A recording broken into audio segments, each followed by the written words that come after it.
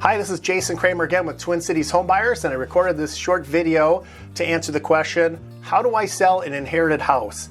And so the first thing I'd like to mention, just a quick disclaimer, I'm not an attorney, so I'm not giving you legal advice. However, I've seen reoccurring themes over the years about different problems that people have selling an inherited house.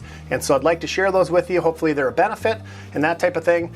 The first question that usually comes up, do I need a will or not? And if I have a will, does that kind of avoid the probate process? And the answer is no. Even if you have a will, it still needs to go through probate. And that process is fairly expensive. I've seen it range anywhere from a few $1,000s to maybe $6,000, that type of thing. And I've seen it take anywhere from 30 days to, in some cases, to 6 months if the process takes longer because of disputes and that type of thing.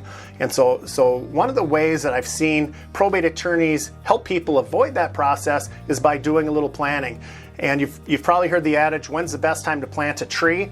20 years ago. When's the second best time? Right now.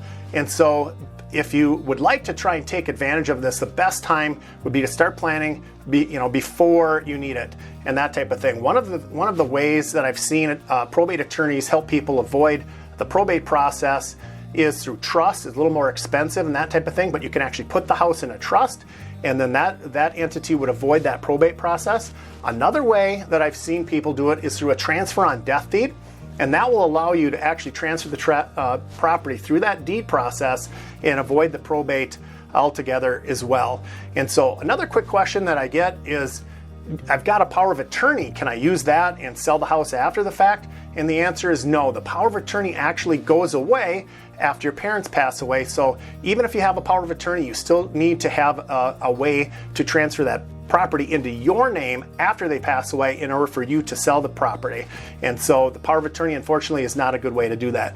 The last thing I'd like to mention is the liability. Is when you inherit a house, typically you haven't lived there for a while, you're not really good at disclosing. And so one of the statutes in Minnesota you have to disclose.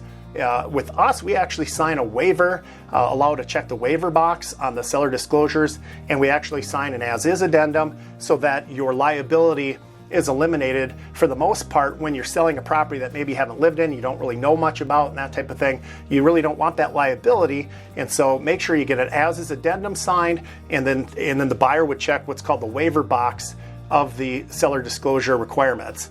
Thanks for watching. If you have any questions about this or any other topic, or you'd like me to record a different video, please call me at the numbers provided or click the links below. Thanks for watching and have a great day.